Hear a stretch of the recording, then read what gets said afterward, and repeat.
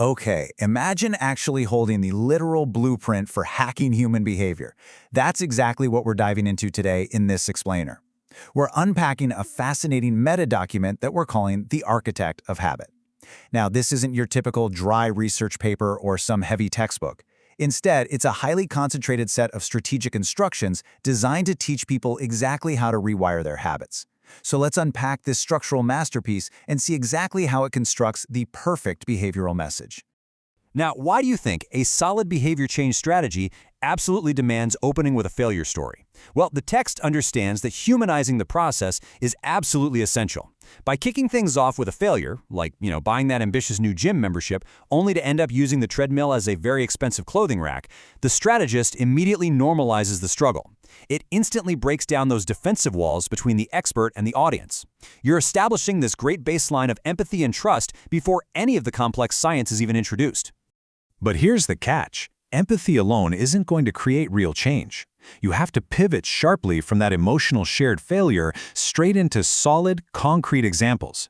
It's like a deliberate psychological one-two punch. You hook the listener with the raw emotion of a shared struggle, but you literally cannot leave them there. You have to immediately anchor their newfound attention.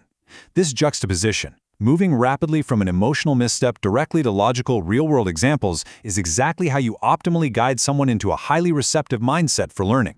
So everything we've explored so far is really just setting the stage for the main event, the authoritative framework at the heart of all this, the 4 laws of behavior change. This is the structural heart of the document, the actual engine that drives the whole system.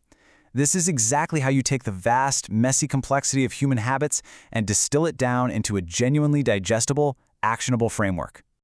This isn't just some random list of ideas. It's a completely non-negotiable, chronological loop. Cue, craving, response, and reward. These 4 steps form an interconnected cycle. To really see how one step naturally cascades right into the next one, let's think about a habit we all probably know a little too well: endlessly checking our phones. Right, so first up is the cue. Think of this as the absolute starting line. It's the initial spark. In our phone example, it's that sudden sharp buzz in your pocket or the screen suddenly lighting up on your desk. Without that environmental trigger alerting your brain, the rest of the sequence simply never starts. It is the absolute prerequisite for any behavior to follow. And the second that happens, step 2 kicks in, craving.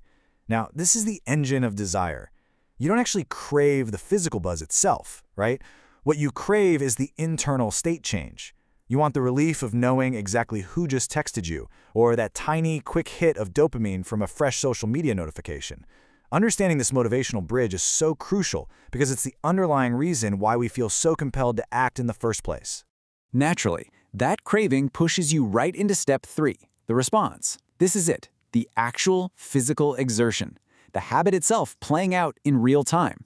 It's you physically reaching into your pocket, unlocking the screen, and opening up the app. This is the exact behavior the entire framework is attempting to either build up or, in the case of our endless scrolling, break down entirely.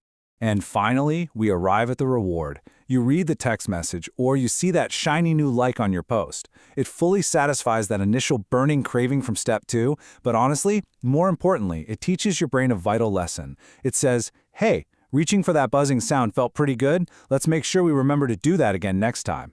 And just like that, the loop is completely closed and a habit is born. You know, what makes this whole source document so brilliant is its sheer self-awareness. It doesn't just dryly list out the science, it explicitly demands that the strategist synthesize these laws into a tight 3-minute script. It totally proves that just knowing the science is actually useless if you can't package it in an engaging way for the learner. The true art is in perfectly timing that delivery mechanism so the audience actually absorbs the information. But to really bring this architectural blueprint to life, passive consumption just isn't going to cut it. The final directive in the strategy, it tells us to catalyze the audience, close with an actionable challenge. You have to leverage the momentum of the explainer to demand immediate, practical application. Because, let's face it, without asking you to step up, all this knowledge just kind of fades away. So, we are going to wrap this explainer up exactly as the blueprint demands. I am challenging you right now. Take a hard look at your own life. What is one relatable failure, just one bad habit that you can deconstruct today using this cue, craving, response, and reward loop? You literally have the architectural blueprint in your hands now. The only question left is, what are you going to build?